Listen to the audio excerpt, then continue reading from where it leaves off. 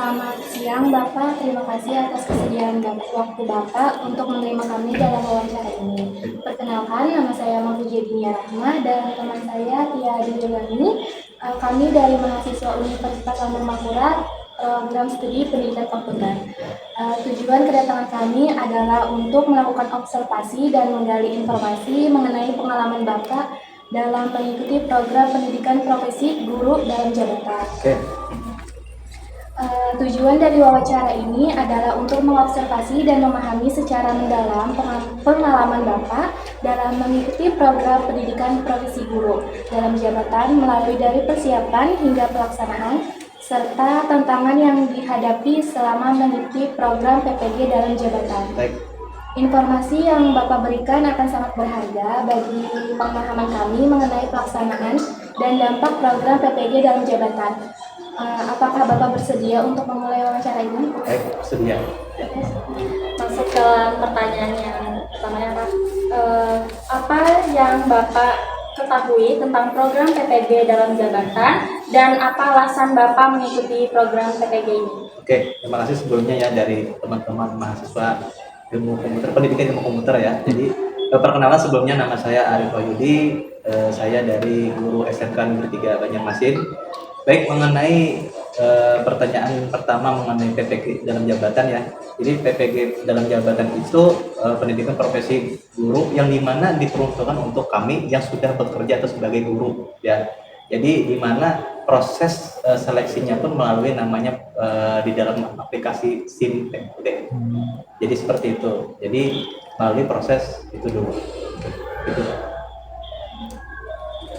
Lalu alasan Bapak mengikuti PPG ini?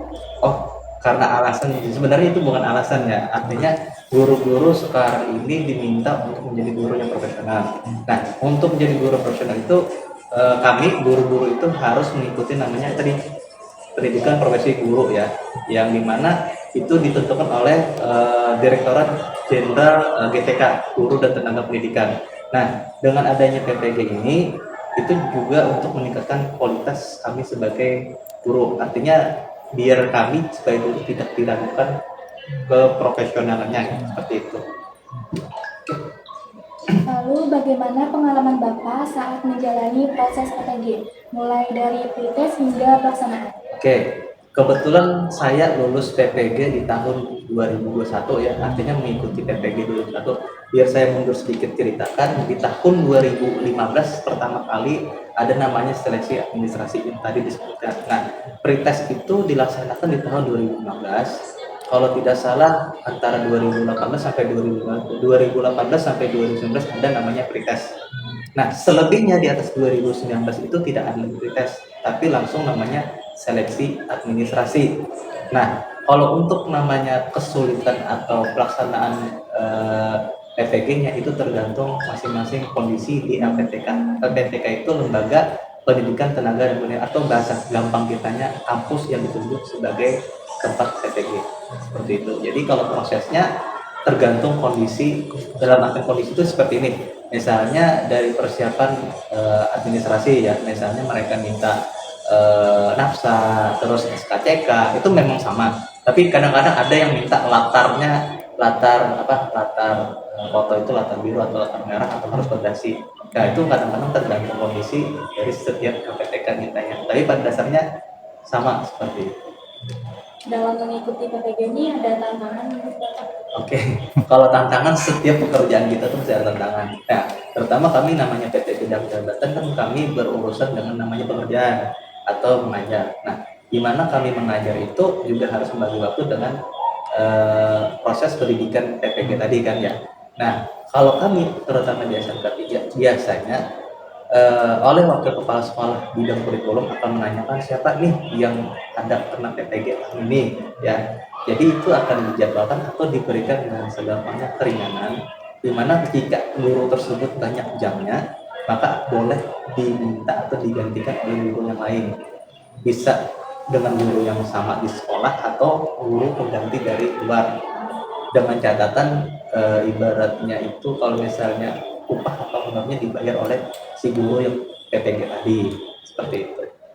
Selebihnya diberikan support penuh dalam artian boleh melaksanakan PPG di rumah, misalnya dalam artian Zoom ya, artinya daring.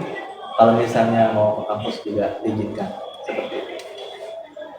Lalu bagaimana Bapak membagi waktu antara tugas mengajar di sekolah dan mengikuti PPG? Oke, biasanya kalau untuk membagi waktu itu disesuaikan dengan kondisi tadi. Kan karena sudah dapat izin dari pimpinan atau pihak wakil kepala sekolah bidang kurikulum ya.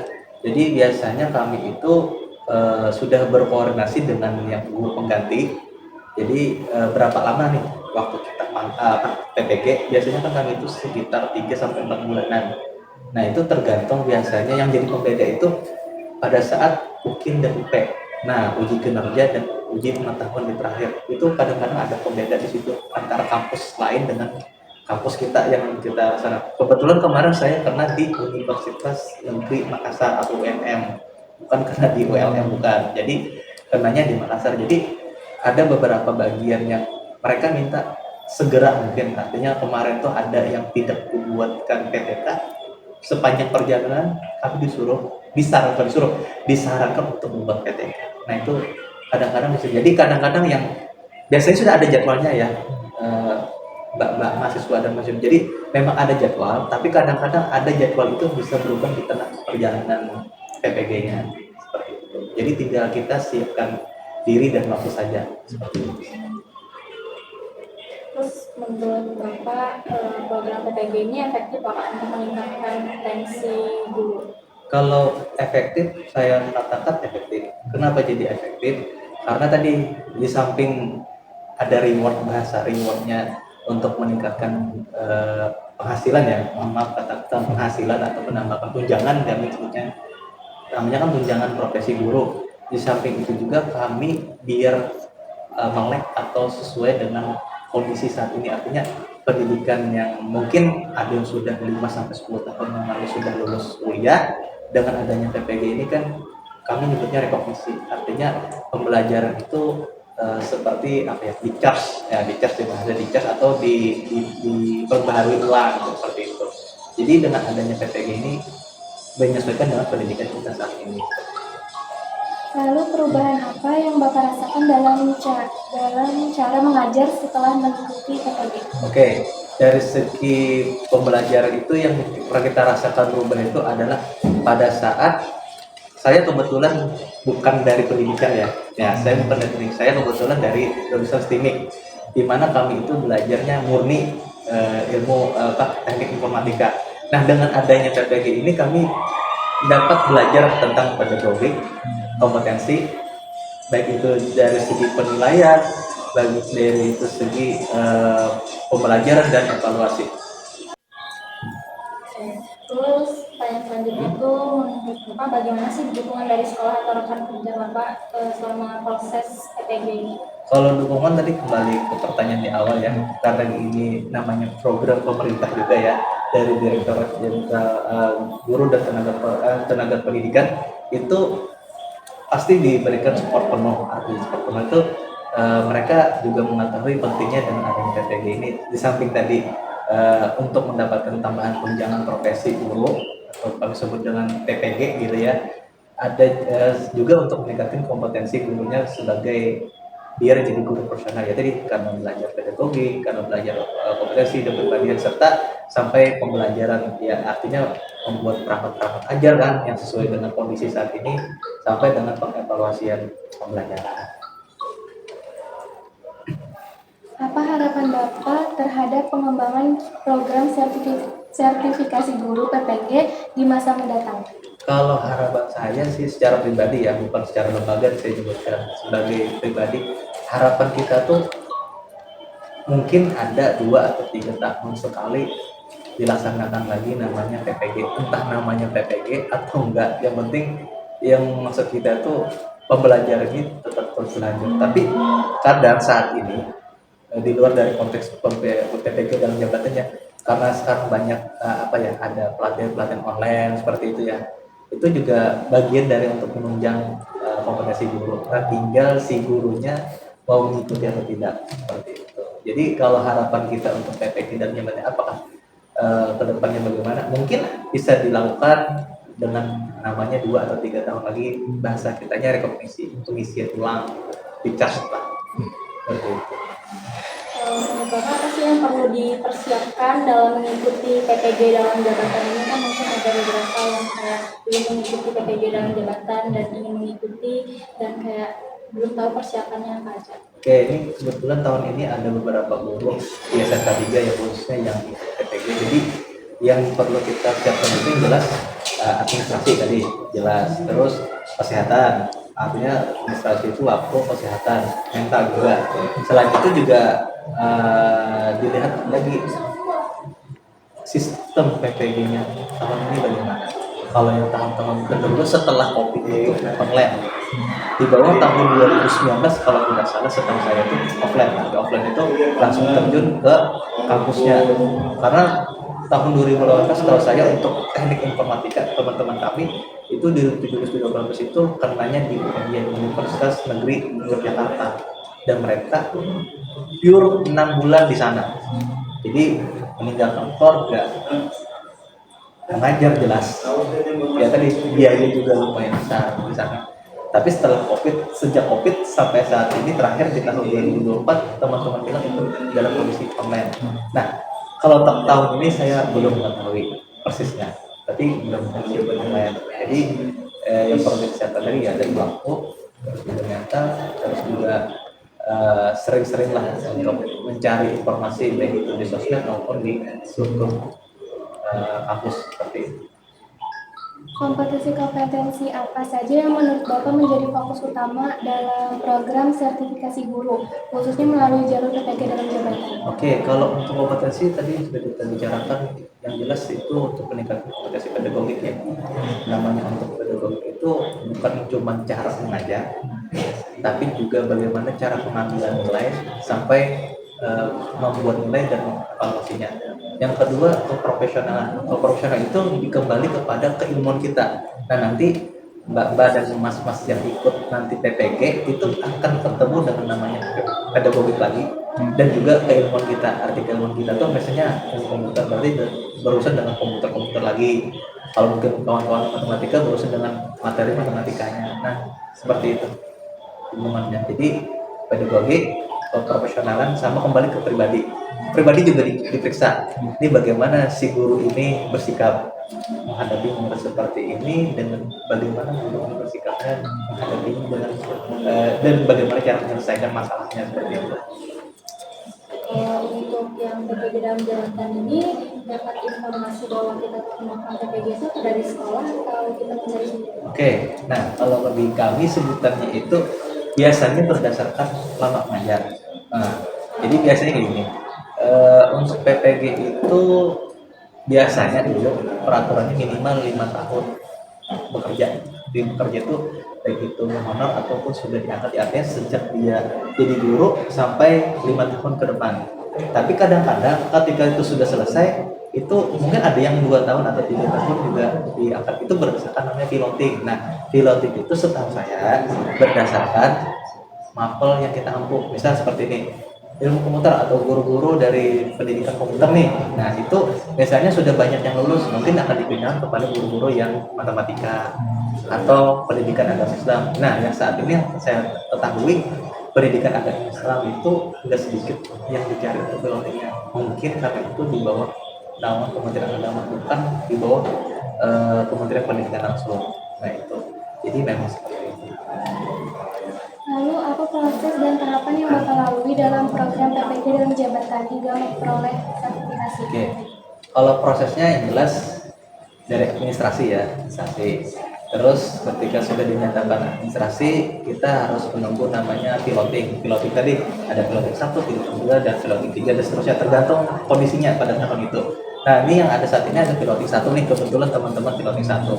Jadi setelah dinyatakan piloting 1 dan masuk, kan tadi namanya pemberkasan. Ya tadi ada SKCK, ada foto dan segala macam lah itu kan, sampai nafsa tadi. Nah, terus setelah itu ditentukan lagi LPTK-nya. Kita pernah di sini. Nah, pada saat itu muncul, apakah kita bersedia atau tidak bersedia? Kalau kita bersedia, berarti kita akan dimasukkan ke dalam grup kampus tersebut. Misalnya ada yang di ULM, ada yang di Makassar, ada yang di Manado, terserah di mana. Dan itu kita tidak bisa milih ya. Kali aja, nanti kan di sini tidak bisa milih. Terus setelah itu sudah ditentukan, kita melalui proses. Ada prosesnya itu mengikuti perkuliahannya. Ini kita bicara online ya. Jadi bicara online itu perkuliahannya biasanya menggunakan Zoom. Nah, biasa Zoom dan itu sudah di floating ada jadwalnya. Misalnya dari pagi sampai siang, terus kita kerjakan tugas pagi sampai siang. Nah itu biasanya kalau satu kelas itu terdiri dari 30 sampai 36 mahasiswa atau guru dalam situ dengan berbagai macam dosen. Nah setelah itu prosesnya ada namanya kita melakukan pembuatan modul ajar atau perangkat ajar, terus kita mempraktekkan dengan siswa kita kembali ke setelah itu beberapa kali, biasanya itu 3 kali dengan direkam dan dihadiri oleh dosen pengajarnya di Zoom. Jadi kita seperti ini di mengajar di Zoom atau direkam, diperhatikan oleh beliau biasanya ada guru pengajar atau guru pamong, kami nyebutnya guru pamong, sama dosen pengajarnya. Nah itu disesuaikan dengan namanya perangkat yang kita buat sebelumnya. Jadi kalau misalnya kita buat tentang komputer dasar misalnya seperti itu, kita akan membahas masalah itu juga. Nah itu sampai 3 kali biasanya. Setelah itu beres, baru ada namanya uji kinerja. Uji kinerja itu apa yang sudah kita kerjakan waktu selama kita mengajar ini. Jadi misalnya kita punya pelatihan ini, semakin tinggi pelatihannya semakin bagus. Itu biasanya sih sifatnya seperti mengupload dokumen saja. Nah, yang puncaknya adalah uji pengetahuan. Uji pengetahuan itu dijadwalkan lagi dengan mengerjakan soal, kalau tidak salah sekitar 100 soal, kalau saya lupa ya, pokoknya sekitar 100 soal itu dalam waktu 2 jam. Nah itu terdiri dari pedagogi tadi, keprofesionalan kita, sama kepribadian, mencakup 3 hal di ujiannya. Setelah itu baru nanti ada pengumuman namanya UKM PPG, tinggal masukkan nomor mahasiswa kita lulus atau tidak lulus. Kalau lulus dapat sertifikat, kalau belum lulus bukan gagal, tertunda, tapi namanya jadi nanti mahasiswa retaker itu mengulang. Nah mengulang itu minta maaf, saya tidak tahu apakah ada dia atau tidak, tapi jika pada saat tahun yang sama, misalnya nih kita bulan Mei ya, misalnya teman-teman mungkin melaksanakan PPG-nya mulai Juli, Agustus, anggaplah September selesai. Anggap di September tidak lulus, mereka bisa masih mengulang mungkin di Oktober atau November. Taruhlah lagi seumpama di November tidak lulus, apa yang terjadi? Mereka boleh lagi mengikuti ujian di 2026. Seperti itu yang pernah saya lihat di tahun 2021. Jadi PPG itu akan berlaku selama 3 tahun. Jadi sejak dia PPG sampai 3 tahun ke depan, apabila tidak lulus dia akan mengikuti PPG ulang dari awal. Tapi saya tidak menemukan itu. Biasanya hanya sekali ada yang gagal ya pertama, terus mereka jadi mahasiswa retaker. Biasanya retaker itu sudah lewat tahun, misalnya tahun 2004 jadi tahun 2006 ya. Tapi kalau di tahun yang sama kami tidak punya retaker tapi mengulang saja. Alhamdulillah kalau di angkatan saya di tahun 2001 ada 35 mahasiswa, kami 26 lulus, 9 ngulang. Nah 9 yang ngulang itu dalam waktu 1 bulan, alhamdulillah sisanya lulus semua di tahun yang sama ya, cuman berbeda bulan. Nah ketika dinyatakan tahun ini lulus misalnya tahun 2025, maka guru yang sudah dinyatakan lulus itu di tahun 2026 nya mendapatkan tunjangan profesi guru atau TPG tadi. Seperti itu. Jadi kalau lewat tahun akan dianggarkan di tahun berikutnya lagi. Misalnya nih ada teman-teman kita lulusnya di Januari 2026, kata teman-teman operator, maka mereka akan dianggarkan di tahun 2023. Makanya berharap selesai ini gitu maksudnya. Jangan lewat dari tahun ya, maksudnya seperti itu. Itu rangkaian cerita untuk proses PPG-nya dari awal ke akhir. Kalau ikut PPG kita ada kayak jadwal tertentu gitu, kayak di bulan ini ada PPG atau di bulan selanjutnya gitu, apakah sudah terjadwal gitu? Kalau terjadwal setahu saya tidak, tapi biasanya itu disampaikan misalnya di tahun 2006 ada PPG lagi gitu ya. Nah disebutkan PPG itu apakah ada beberapa tahap, tadi disebutkan dengan piloting ya. Pilot itu sama dengan tahap, jadi tahap pertama misalnya, wah aku pernah nih tahap 1 Mungkin teman-teman yang aku belum dapat mungkin tahap berikutnya. Biasanya PPG itu menyesuaikan dengan anggaran. Tidak semerta-mertanya boleh. Setahu saya, mohon maaf ya, kalau saya keliru mohon maaf nih. Nanti bisa di cross check dengan setahu saya jika ada orang yang melaksanakan PPG mandiri itu kalau tidak salah ada biaya 10 sampai 15 juta. Karena itu berkenaan dengan anggaran tadi. Karena ini PPG dalam jabatan, karena bahasa kitanya program pembangunan mungkin ditanggung oleh pemerintah, jadi kami tidak tahu biaya itu. Oke, baik Pak, pertanyaan terakhir, apa pesan atau saran Bapak untuk guru yang lain yang akan mengikuti PPG dalam jabatannya? Oke, ini pertanyaan yang sering selalu saya sampaikan dengan teman-teman. PPG itu saya bilang harus diseriusi, diselesaikan, dan dikerjakan sama-sama. Tapi kerja sama-sama tuh kan namanya dalam satu grup ya, satu grup itu ya satu pemikiran. Nah, kalau kami sering menyebutnya kalau ada kerja itu dikeroyokin, kerjakan sama-sama, diberi pemahaman sama-sama. Jangan sendiri-sendiri. Nanti akan permasalahannya kita kekurangan informasi juga. Sedikit saya tambahkan cerita ya, di tahun 2021 itu saya kebetulan jadi ketua kelas PPG, di mana manusianya atau teman-teman guru itu paling banyak di daerah Jawa Barat, daerah Jawa Barat. Ada kawan kami dari Makassar juga ada 2 orang teman kami dari Timur, Timika dan Papua. Jadi 2 orang itu, jadi ada beberapa waktu berbeda kan. Waktu timur ada, waktu tengah ada, waktu barat juga ada. Nah, sedikit mohon maaf agak panjang sedikit ya. Karena PPG-nya online dan di zaman Covid. Terus waktu itu saya kena bulan puasa. Itu jadwalnya tuh memang sudah ada dari pagi, biasanya kami jam 8 waktu tengah ya.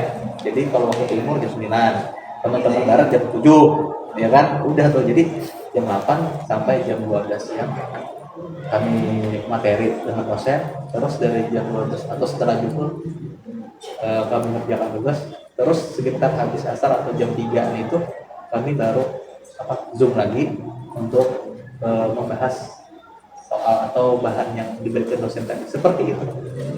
Tiap hari itulah yang jadi saya sampaikan dengan teman-teman, tolong diseriusi karena ini tidak terulang 2 kali.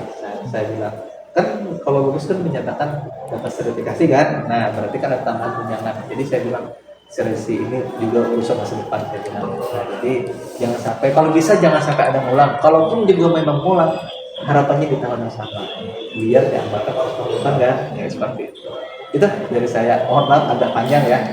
Demikian. Terima kasih banyak atas waktu dan informasi yang berharga yang telah Bapak Arif berikan. Wawancara ini sangat membantu kami dalam memahami pengalaman Bapak terkait program PPG dalam jabatan. Oke, terima kasih banyak. Assalamualaikum warahmatullahi wabarakatuh. Waalaikumsalam. Selamat siang Kak Yudi. Siang. Terima kasih atas kesediaan waktu Kakak untuk menerima kami dalam wawancara ini. Perkenalkan, nama saya Muhammad Sufi Ramadan dan teman saya Muhammad Bakri. Kami dari mahasiswa Universitas Islam Bangkurat, Banjarmasin, Prodi Pendidikan Komputer. Nah, tujuan kedatangan kami adalah untuk melakukan observasi dan menggali informasi mengenai pengalaman Kakak mengikuti program pendidikan profesi guru prajabatan. Nah, tujuan dari wawancara ini adalah untuk mengobservasi dan memahami cara mendalam pengalaman Kakak dalam mengikuti program pendidikan profesi prajabatan ini, mulai dari persiapan hingga pelaksanaan, serta tantangan apa sih yang dihadapi selama mengikuti program PPG prajabatan ini. Nah, informasi yang Kakak berikan akan sangat berharga bagi kami, pemahaman kami mengenai pelaksanaan dan dampak program PPG dalam jabatan.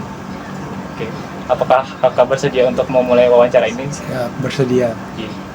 Kami mulai dari pertanyaan pertama, Kak. Boleh? Oke. Pertanyaan pertama, apa sih yang Kakak ketahui tentang program PPG prajabatan ini? Oke, yang kakak ketahui tentang PPG Prajabatan ini, pertama meningkatkan kompetensi guru, terlebihnya untuk para S1 SPD, untuk meningkatkan bagaimana mengetahui gaya belajar anak, tata mengajar, habis itu karakteristik dan tidak membeda-bedakan latar belakang peserta didik. Ya. Boleh? Lanjut yang kedua, bagaimana proses seleksi atau alur pendaftaran PPG Prajabatan yang kakak jalani selama? Nah, kemarin waktu kakak mulai mengikuti seleksi prajabatan itu tuh lewat website namanya SMPKB. Nah, di sana kami diminta untuk mengisi biodata. Itu yang pertama. Yang lebih penting kalian pertama harus lulus. Nah, terus menyiapkan ijazah, terus sama nilai akhir kalian. Nah, setelah itu barulah mengisi biodata, lanjut membuat portofolio. Portofolio di sini situ ada studi kasus yang nantinya akan kalian bacakan atau kalian paparkan saat di aktivitas wawancara. Nah, di aktivitas wawancara itu nanti para penguji nanti akan menanyakan sesuai dengan esai yang kalian buat. Nah, jadi saran kakak kalau nanti kalian lanjut ke PPG Prajabatan, untuk esai studi kasus yang sebenar-benarnya saja, jangan sampai dibohongi dan sebagainya. Oke, lanjut. Oke, pertanyaan selanjutnya nih Kak, apa sih alasan kakak mengikuti program PPG Prajabatan ini? Oke, yang pertama mengembangkan kompetensi diri yang pasti ya, karena menurut saya tidak mudah untuk menjadi guru, karena mengajar orang itu tidak sama dengan mengajar seperti biasa, karena kita memberikan ilmu, memberikan manfaat dan sebagainya. Karena jadi guru itu kita disebut dengan karena jadi guru kita sebagai pedoman bagi peserta didik. Kalau kita tidak kompeten sebagai guru, peserta didik akan meragukan kita apakah memang ini guru. Gitu. Lanjut. Pertanyaan selanjutnya Kak, bagaimana pengalaman kakak saat menjalani proses PPG mulai dari pretest hingga pelaksanaan? Oke, kemarin setelah wawancara diadakan OKPPG, OTBK, lebih tepatnya OTBK.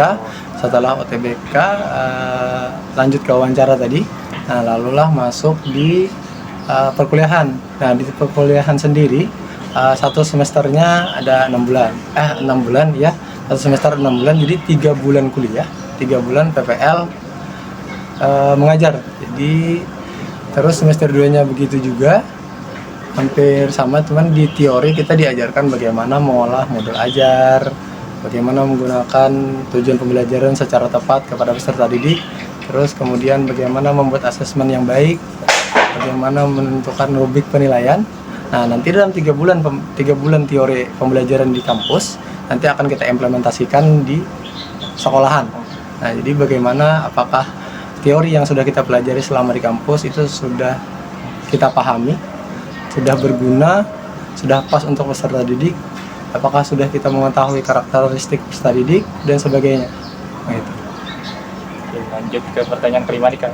Ya. Apa tantangan terbesar yang kakak hadapi selama mengikuti PPG Prajabatan ini? Oke, tantangan terbesar mungkin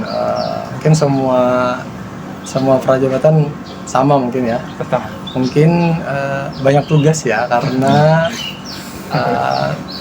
sambil memikirkan bagaimana cara mengajar yang baik, bagaimana menentukan asesmen yang baik, terus mata kuliahnya lumayan banyak, karena kalau nanti kalian keteteran, semua itu akan musnah lah bahasanya, karena kalau kita tidak bisa manajemen waktu untuk teori tadi 3 bulan, praktik 3 bulan, kalau itu tidak bisa kita manage waktu, kalian tidak akan memahami apa sih yang kita dapat di PPG Prajabatan.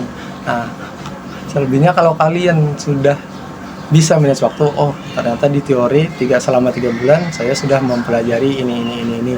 Terus 3 bulan nantinya di PPL, di sekolahan, jadi kita paham dan bisa sistematis secara struktur menjalankan asesmen dan sebagainya tadi yang sudah kakak bilang di depan.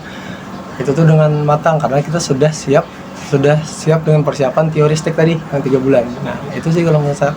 Maka tantangan terbesarnya mungkin tugas sambil belajar mengajar, itu mungkin. Ya, lanjut. Membagi waktunya Kak. Iya, membagi waktunya yang sangat sulit. Oke, lanjut pertanyaannya Kak, apa saja hal yang harus dipersiapkan sebelum mengikuti seleksi PPG? Oke, yang pertama mental.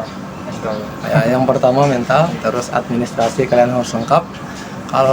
Kemarin kalau kakak tes menyiapkan semalam tuh ijazah, nilai, terus pelatihan yang sertifikat-sertifikat. Oh, iya. Itu untuk menunjang kalian nantinya bahwa kalian memang layak jadi guru. Itu sih kalau kakak mempersiapkan itu, jadi cukup itu aja. Yang penting mental. Minta dulu kan siapkan gitu. Ini materi pertanyaan selanjutnya nih Kak. Apakah menurut Kakak program PPG ini efektif dalam meningkatkan kompetensi guru? Lalu apa alasannya? Sangat efektif. Oh, sangat. Sangat efektif. Iya. Karena kami diajarkan bagaimana menjadi guru yang baik, menentukan asesmen yang tepat, terus bagaimana membuat modul ajar serta bahan ajar yang bagus untuk peserta didik. Karena kan setiap peserta didik gaya belajarnya beda-beda ya. Iya. Ada yang suka visual, ada yang suka audio, ada yang suka baca. Nah, kami diajarkan semua di situ dengan pembelajaran berdiferensiasi namanya. Nah, itu tuh yang akan nanti melatih kita, kita akan mengetahui bagaimana nih karakter siswa serta gaya belajar siswa yang siswa senangi. Nah, jadi saat kita mempraktekannya, kita sudah paham, ternyata si Adit misalkan suka belajar dengan menggunakan visual. Nah, kita sebagai guru dituntut bagaimana nih dari 30 siswa, contohlah, kalau dari 30 siswa dengan gaya belajar yang berbeda. Nah, kita sebagai guru harus kompeten di bidang situ. Kalau kita tidak bisa, jadi untuk apa kalian masuk PPG kalau kalian tidak paham? Gitu aja sih. Selanjutnya. Oke, lanjut Kak, apa perubahan yang Kakak rasakan dalam mengajar setelah mengikuti PPG? Perubahannya sangat signifikan karena dulu kakak tidak tahu bagaimana seperti yang sebelumnya modul ajar itu apa, terus tuh bagaimana menentukan tujuan pembelajaran dengan capaian pembelajaran, terus tuh tidak mengetahui gaya belajar anak, penilaiannya bagaimana. Kan ada guru kalau misalkan dia sudah senang sama satu siswa, ya sudah itu aja. Nah, kita diajarkan menyamaratakan si siswa sesuai dengan kemampuannya. Kadang kita sebagai guru karena satu siswa itu pintar, ya sudah di sana aja yang ditanyakan di sana karena dia akan menjawab, sedangkan yang tidak bisa menjawab atau malu-malu kan biasanya guru tidak menghiraukan itu ya. Nah, jadi di PPG Prajabatan ini kita dituntut bagaimana menyamaratakan sesuai dengan penilaian yang sudah kakak pelajari. Nah, di sana kan beberapa macam metode. Nah, contohnya kalau misalkan kita mau mengaitkan dengan budaya, di situ bisa kita menggunakan CRT. Kalau kita mau menggunakan mengetahui siapa nih yang lebih unggul atau yang kurang, itu bisa menggunakan TRL. Jadi TRL itu ada beberapa langkah. Ada satu TRL itu tuh ada tiga asesmen. Jadi mudah, sulit, sama sangat sulit. Nah, itu tuh jadi kita bisa mengetahui siswa mana sih yang unggul dalam pembelajaran ini. Tapi dan tentunya kalian harus tahu dulu gaya belajar siswanya bagaimana. Apakah selama kita mengajar lebih dari persenan tuh misalkan contoh 80% suka visual atau nonton video dan sebagainya, tapi yang 20% suka yang audio. Nah, kita sebagai guru bagaimana untuk menyamaratakan gaya belajar si anak tadi. Itu sih yang sangat signifikan, yang baru pertama kali kakak ketahui bahwa mengajar itu tidak hanya sekadar kita memberi ilmu, ternyata kita juga harus mengetahui latar belakang siswa, pendekatan siswa bagaimana dengan siswa yang ABK dan sebagainya. Nah, itu aja sih yang sangat signifikan bagi kakak selama ini. Oke, selanjutnya Kak, apa saja jenis pembelajaran yang kakak dapatkan selama PPG?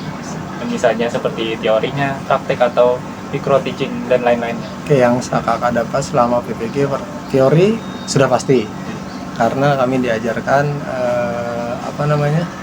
pembuatan modul tadi, menentukan tujuan pembelajaran sesuai dengan capaian pembelajaran, terus membuat kegiatan inti sesuai dengan tujuan pembelajaran, terus itu ada asesmen, penilaian, sama rubrik penilaian yang adil bagi peserta didik. Karena kan tadi sudah kakak bilang bahwa bermacam gaya belajar anak kan, jadi kita membuat asesmen tidak sembarangan dan sebagainya. Terus untuk PPL ternyata setelah kakak mencoba mengajar, kemarin kakak di SMP N2 Banjarmasin, ternyata tidak semudah itu untuk implementasikannya. Kadang tujuan pembelajaran tidak selaras dengan kegiatan inti, terus tuh asesmennya tidak sesuai dengan penilaian yang sudah ada di tujuan pembelajaran. Nah, dari situ di PPL pertama kemarin kakak ada sedikit kesalahan karena masih belum paham bagaimana sih tujuan pembelajaran, bagaimana asesmen menyesuaikan tujuan pembelajaran. Karena tujuannya kita ingin siswa ini bisa misalkan contoh merakit komputer, sedangkan di asesmen penilaiannya kita ingin mengetahui sampai mana sih si peserta didik tahu apa itu komputer. Nah, sedangkan kita kan inginnya si peserta didik bisa merakit komputer nih. Nah, sedangkan di asesmen penilaiannya kita cuman mau mengetahui peserta didik. Nah, itu kan sudah jauh berbeda. Nah, mungkin itu untuk PPL di SMP 2-nya juga lumayan sulit karena kondisi kelas untuk kelas SMP lumayan ribut ya, lumayan berisik karena masih dari SD ke SMP. Nah, mungkin mereka masih suka bermain dan sebagainya. Pada saat PPL juga mengajar di sana, kadang kita mengajar menurut kita sudah bagus, menyampaikan materi, sudah menguasai materi dan sebagainya. Kadang si anak bermain ke sana kemari, ngomong sama temannya yang kurang mengertikan. Nah, itu tuh bisa disebabkan juga karena kita tidak mengetahui gaya belajar anak. Nah, jadi selama PPG kakak cukup sangat sangat mengembangkan kompetensi diri. Karena kan untuk selanjutnya kakak bisa menerapkan di sekolahan yang nanti akan kakak ajar. Selanjutnya. Pertanyaan selanjutnya Kak, apa harapan Kakak terhadap pengembangan PPG di masa mendatang? Harapan kakak sih ya, kalau harapan kakak harusnya ada ya, harus selalu ada karena pendidikan di Indonesia menurut kakak kurang merata karena kakak dari daerah terpencil. Nah, kemarin di sana itu tidak ada bantuan untuk melakukan ANBK. Nah, jadi harapan kakak untuk PPG berikutnya semoga ada. Terus karena PPG ini membuat guru meningkatkan kompetensi dirinya. Nah, jadi bagaimana tadi yang mengolah bahan ajar, belajar. Nah, itu tuh menurut kakak sangat penting karena mengajar tidak hanya memberi ilmu, jadi kita harus paham dulu apa yang kita ajarkan. Itu sih kalau menurut kakak. Masuk ke pertanyaan terakhir nih Kak. Oke.